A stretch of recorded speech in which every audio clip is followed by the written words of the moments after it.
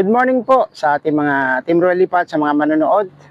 At ngayon po ay pupuntahan po natin si Lola Salve. Tatahakin po natin itong kalye na ito, yung tinatawag nilang Isla Azul. Andyan po sa dulo po niyan yung bahay po ni Lola Salve. Kung natatandaan nyo po, si Lola Salve po yung ating unang-unang pinagawaan ng Team Royal Lipat ng bahay. Konkreto po yun, ano? Siya po yung unang-una. Ngayon po ay si Lola Salve patuloy pong nagninegosyo, naghanap buhay. Siya po isang senior citizen na nagtitinda po ng kwek-kwek o bulastog. Kaya ito po, si Sir Royal Lipat ay nagmagandang loob ang ating team na mabigyan po siya ng dagdag puhunan. Kasi po yung kanyang puhunan po ay nanggagaling mostly sa kanyang pinapa 5-6. Siya po ay umuutang sa tao na natutubuan. Ngayon po, ang bilin po ni Sir Well ay wag na po siyang uutang, alisin na po yung utang totally at siya po ay bibigyan ng puhunan. Sir Well Lipat, ngayon ay bibigay natin yung pera ni Sir Well Lipat dito po sa aking kamay. Ay may hawak po tayong 3,000. Dito po, Sir Well Lipat, yung 3,000 ibibigay natin kay ating Lola Salve. Yan. Good morning sa lahat and God bless. Samahan niyo po ako sa panibagong vlog kung saan bibigyan natin ng suportang ayuda si Lola Salve. Yan na po, tahakin po natin itong kagubatan papunta sa kanila. See you!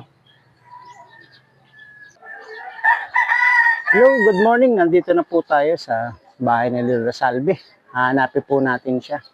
Yan, may nakita tayong bagong kabit ngayon na trapal, no? Para sa protection niya sa init. Ngayon po ay punta tayo sa bandang likod. So, sorpresahin natin si Lola Salve. Yan. Shoutout po, Sir Well Lipat.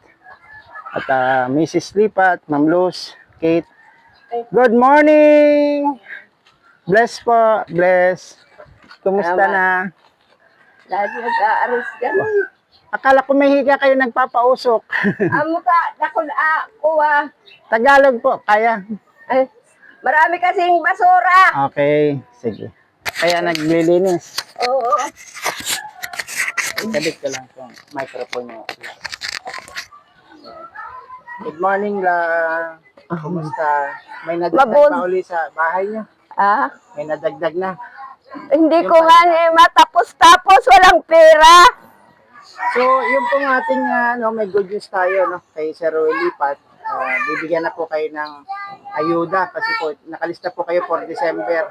Tulong. Ayan. Dito po tayo sa tapat ng bahay. Sa harapan. Ay, baka masunog ito. Kumusta na po ang negosyo? Karkante, makakuha ang pambili ng gamot. Ayun, sa gamot din. Ano? Tayo po yung Sino ang kasama nyo ngayon dyan? Yung tatlo kong makuapo. Dyan pa sila. Oo, siya ang kasama ko. Yung kanyang kusina, pagluluto, dito na rin sa harap. Ay, dito na muna. Hindi pa tapos. Yan, maganda nga yung lutuan nyo. Pasadya, pasadya siyang... Pinasadya ng kapatid ko. O, nag-almusal na po kayo. Nagkape lang. So, yung po mga ginagamit nyo sa pagluto, kompleto naman. Yung kawali, sandok, Oo. kompleto naman. Kung Mayroon mabibigyan po din. kayo ng konting puhunan sa negosyo, ano pong bibili nyo, uunahin nyo? Parang negosyo. Kompleto kayo sa utensil, yung ano na lang po ang bibili. Ay, ading pigluluto-luto ko lang. Yung mga pagkain lang. Harina, itlog, ganyan. Oo. Sa sauce, Kasi po, ano po ang inyong negosyo ngayon? Yung tusok-tusok na sabi. Mga hotdog. Ganyan lang. Kasi hindi ko na kaya. Yung maraming... Maraming paninda. Mm-mm. Ayan, napansin ko po, pawis na pawis kayo, maaga pa lang, 7:30 pa lang, pawis na pawis na. Ano pong ginagawa? Parang exercise. Apo. Exercise, maglinis. Lilinis ng paligid. Opo. Very good. Exercise ngayon. Tapos sisindi kayo ng mga basura, mga dahon. Dahon lang.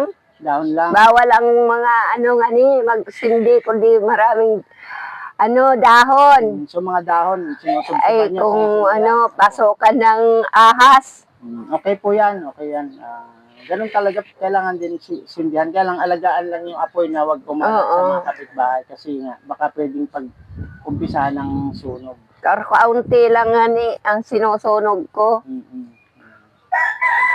So, matanong ko lang po, yung pong utang nyo kay Manok. Kay Manok ba kayo? Oo. Meron pa rin ba? O, Mayroon pang kaunti. konti na lang. Sana po, pag natapos nyo yun, last na yun, Opo. yun po yung inaasahan para paikutin nyo yung puhunan. Kami po ay babalik dito, January na po, at bibisitahin ko kayo, yung mga paninda nyo, nadagdagan ba, nag-improve ba, ano pang yung kalusugan. Lagi namin kayong babantayan at aalagaan. Ano po? Ano pong makukwento, mga bagong kwento nyo sa kalusugan nyo? Dati. Dati pa rin. Dati. Hindi kayo nagpapareseta na ng panibago, yun pa rin. Oo. So yung mga ayudang natanggap kayo, nakatanggap kayo ng ayuda nung nakaraang Yung bagyo? lumipat ng bahay. Nag-racket kayo? Naglipat? Oo. Dilipat dito. Saan pa kayo nakalipat? Dyan sa kapatid ko. Nabalitaan ko po yung mga lipat-lipat ay nabibigyan ng ayuda ng isang kahon, PDSWD. Nakatanggap kayo nun, yung isang kahon. Oo. Very good. Kasi yung iba, sabi nila, kung ikaw po lilipat doon sa designated evacuation center, halimbawa dyan sa evacuation center sa zona 4, o kaya doon sa elementary school. Dito lang. Dito, designated, rin po yan, evacuation. Oo. So, accredited po yan ng barangay. Oo. Once na nag-racket kayo at nagbigay ng ayuda, ay nabibigyan kayo. Ano po? Pumila rin kayo sa munisipyo Oo. nung magbigay yung kahon-kahon. O ano naman po yung laman ng kahon-kahon? Pwede Mga natin dilata malaman. bigas. Ilang dilata po? Hindi ko kuha. Marami din. Marami. Bigas, ilang kilo yon? Baka 6. 6 na kilo. Marami rin pala. Sino kasama nyo nung tinanggap niyo yun? Mabigat po yun. Ay ako, yung lang. kapatid ko, yung anak ng So, may yun, mabuti po. sakayan. May katulong. Ayan, umupo po kami ni Lola Salve. Shoutout po sa Team Roel Lipat at Team Kapuso. Maraming salamat sa panonood nyo. Sa mga manonood pa. Ito po, Lola Salve, papayag ba kayong i-video namin kayo? Matagal na po nagbibideo na kami sa inyo, kaya payag na po siya. Kaya yun po yung una-una namin sinasabi na kami po nagpapaalam muna sa ating mga tutulungan kung payag silang i-video para po mapanood naman ang ating mga kababayan. Ngayon po ay pinadala na ni Sir Roel Lipat yung inyong dagdag puhunan. So yung dagdag puhunan nyo po, nabuksan. Malakas po kasi yung hangin ngayon at meron po tayong pagdating na bagyo, si Bagyong Wilma. Ito po, true kay sa admin natin, si Mrs. Percy Rabano, si Ma'am Percy, ay pinadala po ni Sir Roel Lipat through GCash po yung 3,000. So, maagang pamasko ni Auntie Salve, Lola Salve. Ano pong tawag nyo kay Lola Salve? Auntie Salve. Pwede po, Nanay Salve. So, ito po, 1,000, 2,000, 2,500, 2,600, 2,700, 2,800, 2,900, 3,000. Ayan. Auntie Salve, Lola Salve, meron ka na namang Christmas pang puhunan. So, bilang po, 1,000, 2,000, 2,500, 2,600, 2,700, 2,800, 2,900, 3,000. Ano pong masasabi natin? Maraming salamat po sa tumulong sa akin ng puhunan. Sir Roel Lipat. Maraming salamat po sa mga tulong niyo sa akin. Ano po ang bibili niyo dyan? Ngayong hawak niyo na po yung 3,000. Mabuti, may pambili na ako ng gamot. Ayun, unahin niyo po yung gamot niyo. Ano pong gamot po ba ang unang-una niyo binibili? Yung kuha sa hika. Anong tawag po doon? Salbutamol ag Ambroxol lang ang binibili ko. Yung- Hindi ako sa ospital ayaw ko, wala na sa akin. Walang magbabantay. Oo. Tsaka pambayad sa ospital. Oo. So dito po sa bahay niyo meron kayong nebulizer. Ano? Opo. So binibili niyo na lang yung pambala. Oo.